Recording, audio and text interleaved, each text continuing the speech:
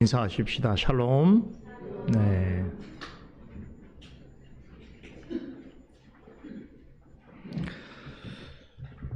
잠언 말씀 함께 보겠습니다. 잠언 20장 1절로 4절 말씀입니다. 잠언 20장 1절에서 4절 말씀 한 목소리로 읽도록 합니다. 포도주는 거만케 하는 것이요 독주는 떠들게 하는 것이라. 무릇 이에 미혹되는 자에게는 지혜가 없느니라. 왕의 진노는 사자의 부르짖음 같으니 그를 노하게 하는 것은 자기의 생명을 해하는 것이니라. 다툼을 멀리하는 것이 사람에게 영광이오늘 미련한 자마다 다툼을 일으키느니라. 게으른 자는 가을에 밭갈지 아니하나니 그러므로 거둘 때에는 구걸할지라도 얻지 못하리라.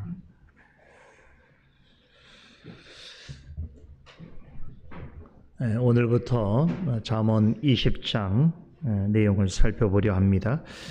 앞서 살펴보았던 잠언 19장은 하나님의 백성으로 살아갈 때에 주의해야 할 일들에 관해서 전했습니다.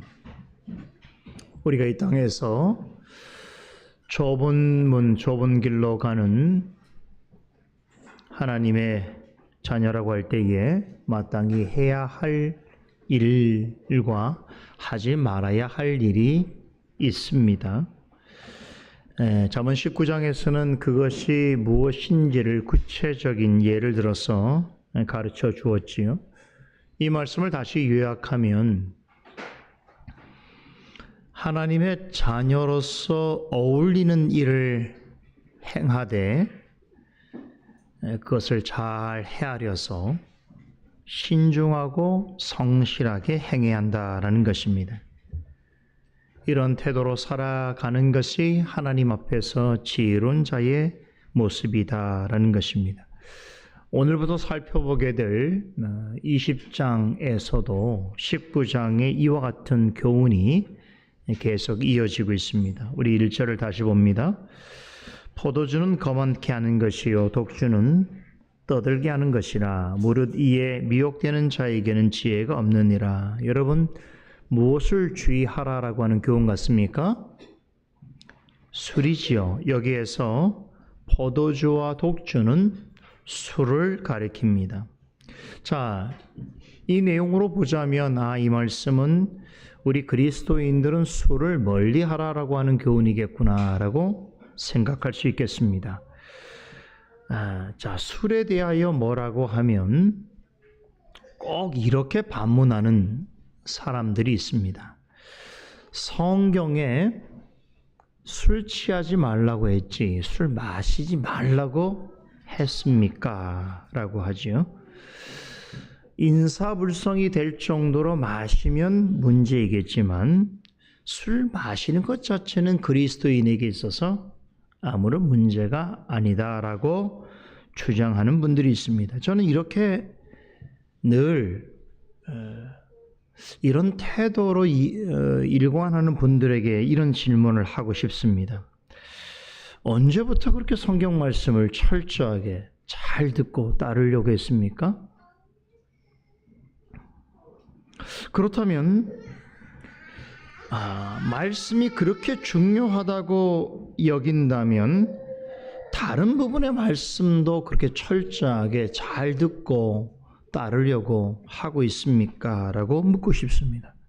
아마 제가 이렇게 묻는다면 이런 말을 하는 분들 중에서 자신 있게 내가 그렇습니다 라고 답할 사람은 그리 많지 않을 것입니다. 지금 무슨 이야기를 하는 것인가 하면 술 문제를 이야기할 때에 술을 먹지 말라는 구체적인 명령이 성경에 없으니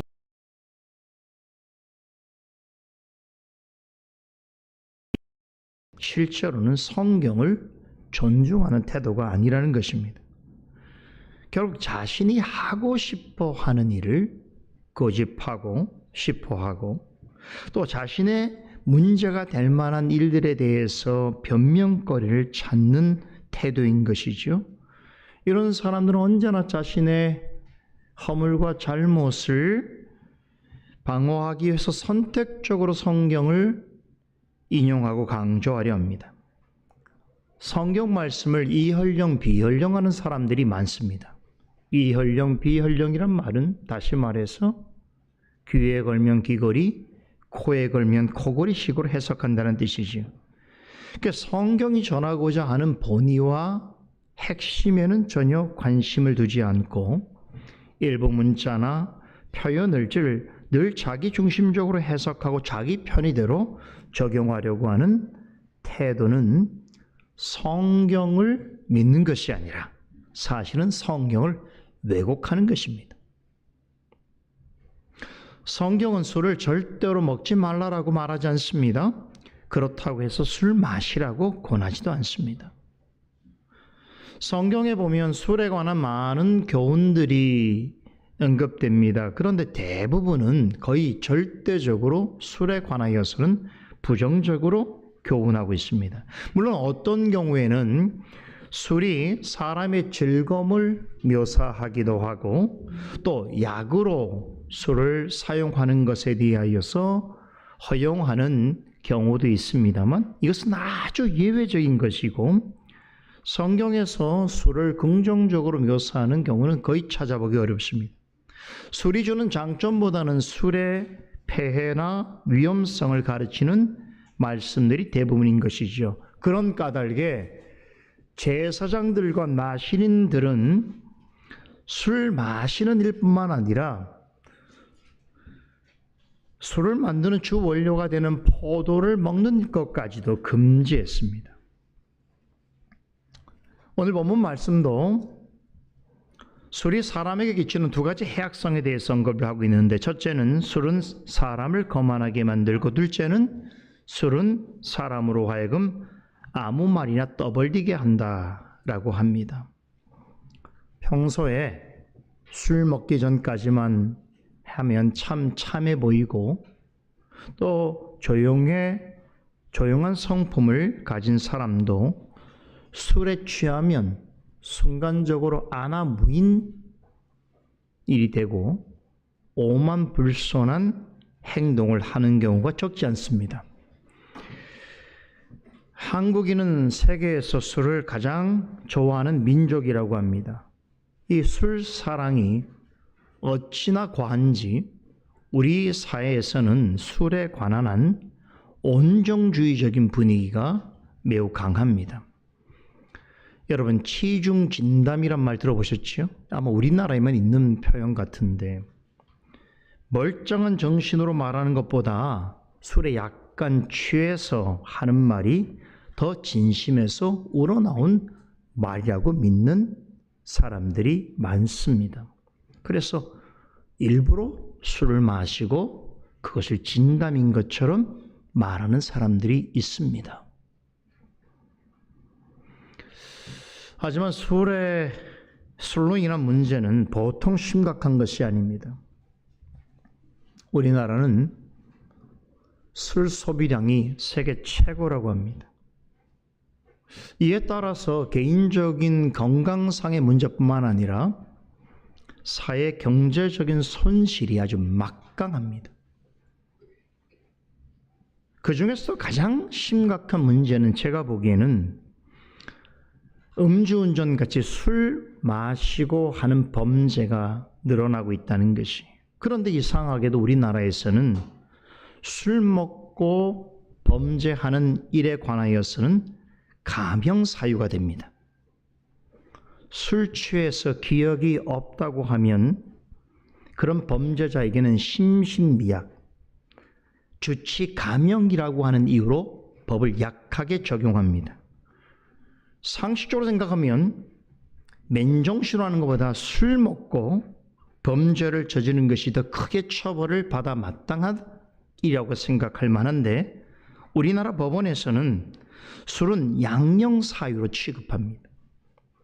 상황이 이러니 제가 보기에는 판사들이나 우리나라 사법기관이 오히려 술 먹고 범죄하는 일에 대하여서 강력한 범죄를 양산시키는 원인을 제공하고 있다라고 하는 비판을 사도할 말이 없습니다. 여러분 주변에 술 좋아하는 분들이 있죠. 술 취한 사람들의 대화를 들어본 적 있습니까? 사람이 술 먹고 술김에 떠들어대는 그런 말 속에서 참 진리구나, 지혜가 있구나 하는 경험을 해본 적 있습니까?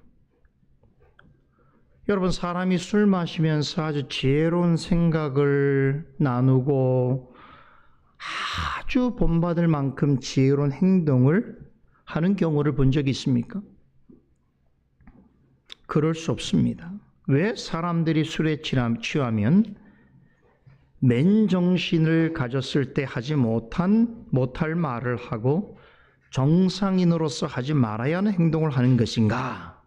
술은 사람의 정신을 혼미하게 만들기 때문입니다.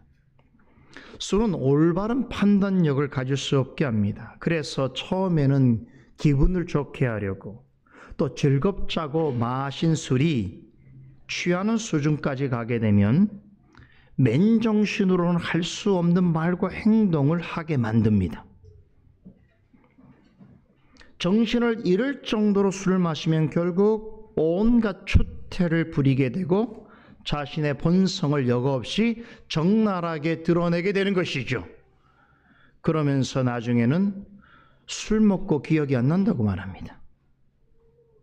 그렇죠. 이런 일을 반복하는 사람은 가까이에서는 안 됩니다.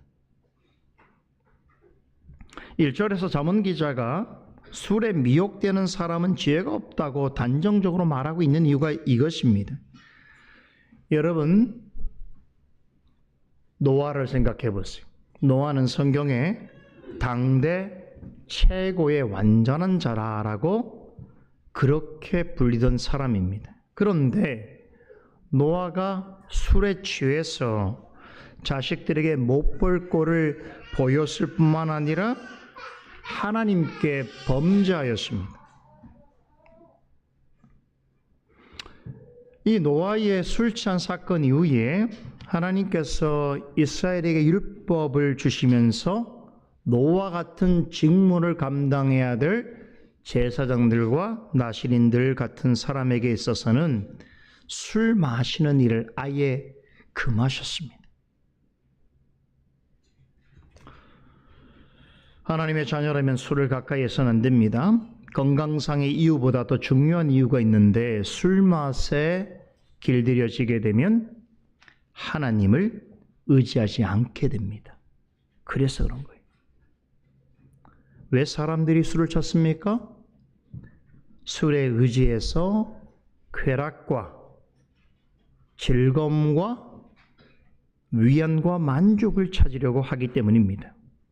그러다 보면 술에 의지하게 되고 술에 의지하면 정신을 잃게 되고 정신을 잃게 되면 하나님과 멀어지게 됩니다. 술에 쉽게 미혹되는 사람은 결단코 평소에도 하나님을 기쁘시게 하는 삶을 살아갈 수 없습니다. 그럼 본문 1절이 전하고자 하는 메시지는 술을 마시지 말라, 술을 멀리 하라는 것인가? 여기에서 술은 비유입니다. 이 비유는 단지 술만 금하는 것이 아닙니다. 술이 아니라도 사람을 거만하게 만들고 그 판단력을 흐리게 만드는 것은 얼마든지 많습니다. 예를 들어 돈, 명예, 학벌, 능력, 성공 같은 것도 술에 못지 않습니다. 또 요즘 청소년들과 젊은이들 이 관심 많은 게임, 외모, 아이돌, 연예인, 또 뭐가 있을까요? 유튜브, 짤, 이런 것들도 술처럼 사람의 이성과 정신을 흐트리고 마비시켜 버립니다. 이런 것들도 술처럼 흠뻑 취하게 되면 정신을 잃게 됩니다. 그래서 맨정신 때 하지 말아야 할, 생각하지 못할 일들을 버젓이 행하게 합니다. 이런 것들을 주제 삼아서 막 시끄럽게 떠들어 대다 보면 사실 별것도 아닌 것으로 남과 비교하고 대단한 것처럼 자랑하게 되고 심지어는 다투게 되는 일이 비일비재합니다. 참 모여서 이런 일 가지고 시간을 보내고 막 목청을 높이고 서로 막 다투는 사람들의 모습을 보면 좀 안 되다 못해서 좀 불쌍해 보일 때가 있어요. 현대 사회를 연구하는 학자들은 오늘날 우리 시대를 가리켜서 중독사회라고 표현합니다. 현대인들의 특징이 뭐냐? 무언가에 중독되어 있다는 것이. 여러분들도 무언가에 중독되어 있을 가능성이 높습니다. 왜냐하면 현대인이니까. 근데 더 심각한 문제는 술이 사람의 몸과 마음을 상하게 하듯이 사람들을 중독에서 벗어 헤어나오지 못하게 하는 것들은 결국에는 사람의 영혼을 서서히 파괴시킵니다. 이렇게 중독되다는 표현을 1절에서는 미혹되다는 말로 표현하고 있습니다. 본문에 미혹하다라고 하는 말에 해당하는 히브리어는 길을 잃다, 길을 벗어나다라고 하는 뜻을 지니고 있습니다. 그렇습니다. 사람의 몸과 마음을 미혹하는 것들은 결국에는 가야 할 길에서 이탈하게 만들고 벗어나게 만듭니다. 사람으로서 마땅히 가야 할 길을 가지 못하게 할 뿐만 아니라 생각을 마비시키고 정신을 잃게 하여서 결국엔 사망의 길로 이끌어갑니다. 하지만 미련한 사람들은 이런 것들을 개의치 않습니다. 매우 좋아하고 고집하기까지 합니다. 하나님 보시기에 어리석은 사람은 항상 이 같은 행동을 합니다. 1절은 술만이 아니라 세상에 무언가에 미혹되고 중독되어서 스스로 자신의 어리석음을 드러내는 행위를 말하는 것입니다. 그것은 하나님의 자녀로서의 어울리는 모습이 아니다. 지혜롭지 못하다는 것입니다. 2절은 이렇게 세상의 무언가에 취해서 어리석은 행동을 하면서 점점 더 하나님으로부터 멀어져 가는 사람들을 하나님께서 어떻게 여기시는가, 그리고 결국 돌이키지 않는 그런 자들을 향해서 하나님께서는 어떤 진노를 예비하고 계시는가를 전해주고 있습니다. 2절을 봅니다. 왕의 진노는 사자의 부르짖음 같으니 그를 노하게 하는 것은 자기의 생명을 해하는 것이니라 라고 하죠. 여기서 왕은 하나님을 가리킵니다. 전문 기자는 세상의 무언가에 취해서 하나님을 거부하면서 사망의 길로 스스로 나아가는 어리석은 자를 향하여 임하게 될 하나님의 진노를 어떻게 묘사하고 있습니까? 여러분, 먹잇감 앞에서 막 표효하는 그런 사자의 울부짖음으로 표현하고 있습니다. 술, 도박, 마약, 인터넷, 이것은 우리 한국 사회를 위협하는 일명 4대 중독이라고 부르는 것들이 있는데 이 부분도 한국은 세계 최고입니다. 세계 최고를 좋아하는 한국민에게 가장 나쁜 세계 최고도 많습니다. 그 최고면 무조건 좋아하죠. 그죠? 막 술 같은 것도 막 최고로 마시는 걸 자랑해요. 참 이상한 일이 저한테는 아무리 나쁜 일을 최고로 잘한다고 하는 게 그게 지혜로운 사람의 생각인지 모르겠습니다만 뭐든지 최고를 좋아해요. 그런데 이런 것들이 가지고 있는 공통점이 있는데 뭡니까? 사람의 생명만 위태롭게 하는 것이 아니라 그 사람의 영혼을 피폐하게 만듭니다. 앞서 말씀드렸지만 사람의 육신과 정신을 망가뜨리는 것은 술 외에도 많지요. 이런 것들에 취해 있는 사람은 예외 없이 진리를 거부하고 하나님을 멀리합니다. 죄 가운데 거하게 되고 죄를 즐거워하는 어리석은 생을 살아가게 되는 것이지요. 이러한 사람을 향하여 하나님께서 진노를 하시게 되는데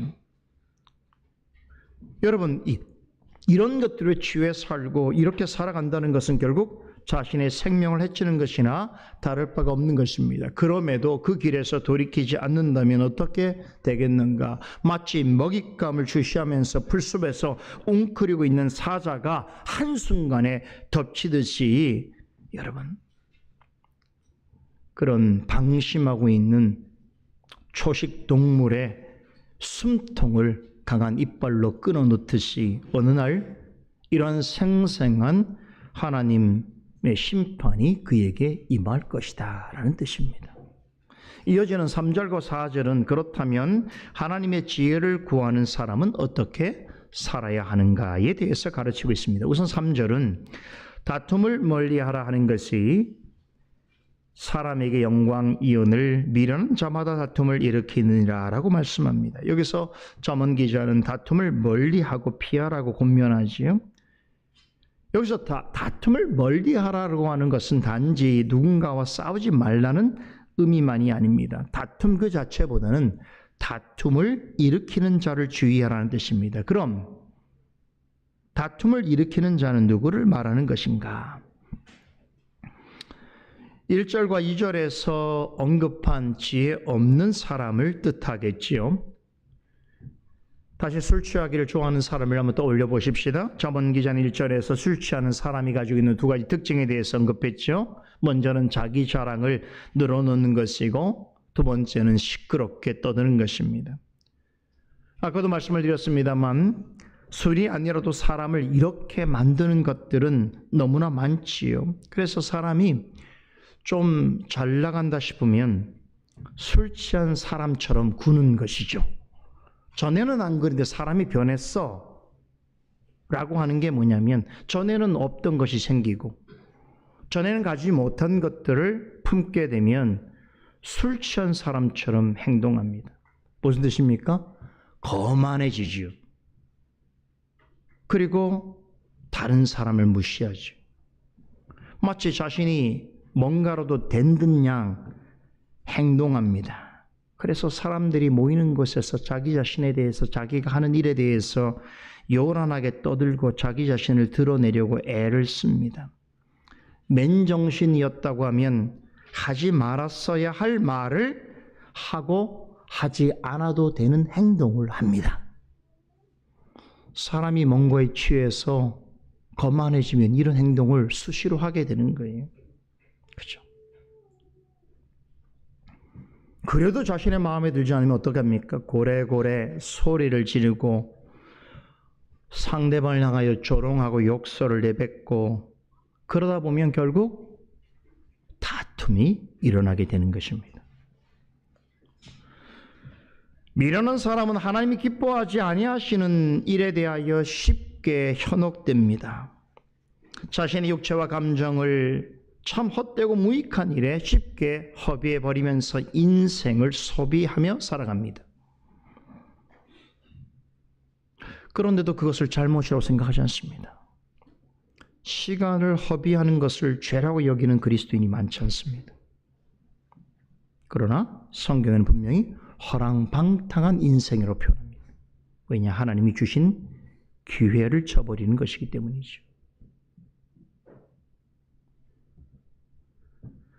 우리 주변에 보면 늘 다툼을 일으키는 사람들이 있어요. 그래서 이런 사람이 어디에 나타났다 그러면 어떻게 됩니까? 다 아는 사람들은 상황이 복잡해지는 거예요. 그리고 지금까지 좋았던 분위기가 깨지기 시작하면서 사람들을 두근두근하게 만들고 괴롭게 여기는데 자신만 몰라요. 그게 문제인 거죠. 병인 거죠. 자신 때문에 모두를 힘들게 하면 자기 자신은 몰라요. 자신은 뭔가 된 사람처럼 거만하게 굽니다. 여러분, 이런 사람은 다른 사람들과 화목해질 수 없을 뿐만 아니라 무엇보다도 하나님과 화목한 자가 아닌 것입니다. 고린도후서 5장 18절에 따르면 그리스도인은 그리스도로 말미암아 하나님과 화목해 되었다라고 하면서 놀라운 말씀을 주시는데 그리스도인은 하나님께서 화목해 하는 직책을 주셨다고 합니다. 우리 모두가 하나님으로부터 어떤 직분을 받게 되었는가 하면 하나님과 화목해 되었으니 다른 사람들도 화목해 하는 직분을 받았다라고 전합니다. 19절에서도 놀라운 말씀이 나오는데 하나님께서 화목하게 하는 말씀을 우리에게 맡겨주심으로 세상으로 하여금 그리스도 안에서 하나님과 화목하게 하신다고 말씀하십니다. 무엇으로 다른 사람과 화목을 이루는가? 목소리가 아닙니다. 권위가 아닙니다. 힘이 아닙니다. 뭘로요? 말씀으로. 그리스도인은 말씀으로 화목해 하는 능력을 가진 자입니다. 여러분, 이 직책을, 이 직무를 잘 이행하는 사람은 어떻게 되겠습니까? 다른 사람과의 화목을 유지할 뿐만 아니라 그 일을 통하여 자신과 다른 사람의 관계가 평안하고 화목해야 될 뿐만 아니라 그 일로 하나님께 영광을 돌리게 됩니다. 하나님과의 화목을 계속해서 유지하고 다른 사람을 하나님과 화목해 하는 자리로 말씀으로 인도하는 것이죠. 그러려면 먼저 자신이 하나님과 말씀 안에서 화목한 관계를 정상적으로 유지해야 하는 것입니다. 오늘도 마찬가지. 여러분들이 주일에 하나님께 나와서 하나님과의 화목한 관계 속에서 은혜를 누리려면 여러분들이 먼저 하나님과 화목한 마음을 가지고 있어야 되는 거예요. 그렇죠? 그러려면 말씀을 잘 듣고 깨닫고 순종해야 하는 것이죠. 하나님께 영광을 돌리는 삶이란 바로 이런 것입니다. 그러므로 술 취한 자같이 하나님이 싫어하는 일에 빠져서 시간을 허비하고 다툼을 일으키고 인생을 망치는 미련한 자를 주의하고 멀리해야 하는 것입니다. 술 때문에 문제를 반복해서 일으키는 사람이라면 어떻게 해야 될까요? 술을 멀리해야 되죠. 그렇죠? 금주해야 되죠. 쉽진 않습니다만 그게 답인 거예요. 그렇듯이 교만하고 어리석은 미련한 사람은 어떻게 합니까? 지혜로운 사람은 가까이 하지 않는 것이 상책입니다. 마지막 4절은 그리스도인은 이러한 일에 열심을 내야 마땅하다는 것을 가르쳐 주는데요. 게으른 자는 가을에 밭갈지 아니하나니 그러므로 거둘 때에는 구걸할지라도 얻지 못하니라라고 말씀합니다. 이 말씀은 팔레스타인 지방의 농경 문화를 배경으로 하고 있는 비유죠. 우리나라에서는 봄에 씨를 뿌리고 가을에 추수를 합니다만 팔레스타인은 우리나라와 정반대입니다. 우기가 10월, 11월경에 시작이 돼서 그때 씨를 뿌리고 이듬해가 되는 4월, 5월경에 추수를 하게 됩니다. 자, 씨를 뿌리려면 먼저 해야 될 일인데 뭐부터 합니까? 그냥 땅에다 씨 안 뿌리죠? 예, 밭을 먼저 가는 것이에요. 땅을 먼저 간 다음에 씨를 뿌리는 거죠. 그때 제때 해야 되는 거예요. 한창 씨를 뿌려야 하는데 미리 밭을 갈아놓지 않으면 결국 추수 때에 좋은 열매를 얻지 못합니다. 그래서 나중에는 사람들에게 구걸할 수밖에 없는 것이고 아무것도 얻을 수 없지요. 이것은 영적인 교훈 일도 마찬가지라는 뜻입니다. 영적인 열매를 풍성하게 얻기 위해서는 마땅히 해야 할 일이 있고 또 열심을 내서 일해야 하는 적기가 있습니다. 마땅히 일해야 하는 때에 일하지 아니하고 게으름만 피우다 보면 영적으로도 추수할 날에 거둘 것이 없어 비참하고 불행하게 되는 것입니다. 이런 사람은 하나님의 심판하시는 날에 어떻게 될까요? 무서운 사자가 달려드는 듯한 하나님의 진노를 피할 수 없게 될 것입니다. 지금 하나님의 말씀을 듣고 깨달을 수 있는 자리에 있다면 지금이 우리에게는 은혜 받을 때요, 구원 얻을 날을 살아가고 있는 것입니다. 그럼에도 여전히 세상에 무언가에 심히 취해 있거나 또 세상 일에 빠져서 정작 은혜 받고 구원 얻은 자로서 마땅히 해야 할 일을 하지 않는다면 이런 사람이 많지요. 결코 영적으로 좋은 열매를 맺을 수가 없습니다. 영적으로 좋은 열매를 맺기 위해서는 하나님의 말씀을 배우고 또 하나님이 맡겨주신 일을 하고 하나님이 교훈해 주신 대로 살아가야 하는데에, 그런데 이렇게 하기 위해서는 어떻게 됩니까? 게으른 사람이 되면 안 됩니다. 게으른 사람처럼 좀 더 자자, 좀 더 졸자, 좀 더 누워 있자라고 하면 안 되는 것이죠. 이런 사람들은 하나님과 상관없는 일에는, 세상 일에는 적극적으로 많은 시간을 보내고 세상이 주는 즐거움에 취해서 하나님으로부터 멀어져 갑니다. 그래서 결국 영적으로 추수를 해야 될 때에 아무것도 거둘 것이 없는 처지가 되는 것입니다.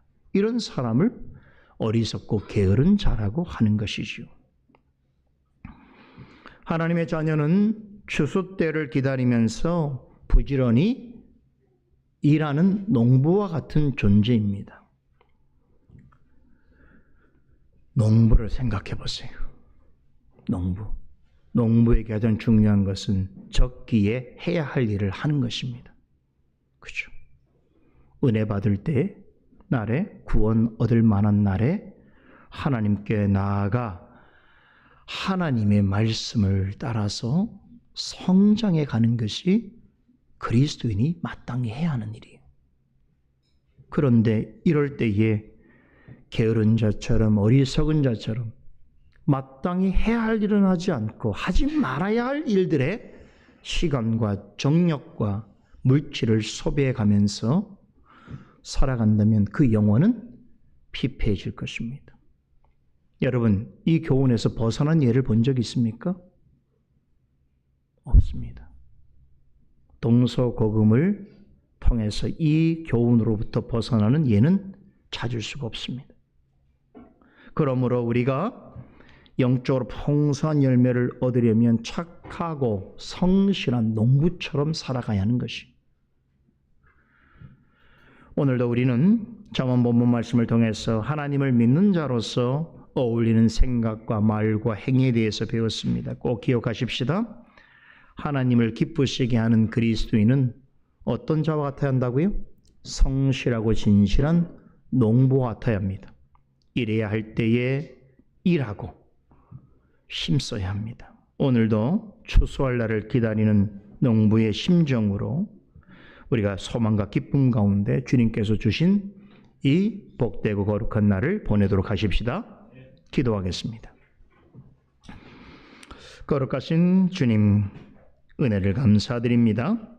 오늘도 우리에게 귀한 잠언의 교훈을 통하여 다시 한번 우리의 마음을 준비시켜 주시고 생각을 정돈케 하여 주시며 전심으로 하나님 앞에 나올 수 있도록 해주시니 감사를 드립니다. 하나님의 진리와 지혜의 말씀 앞에 늘 겸손히 귀를 기울이는 자가 되게 하시고 은혜 주시는 말씀을 통하여 우리의 믿음과 신앙이 성장해 갈 수 있도록 은혜 베풀어 주시옵소서. 오늘 주일의 모든 시간도 주께서 함께하여 주시기를 소망하며 살아계신 예수 그리스도 이름으로 기도드립니다.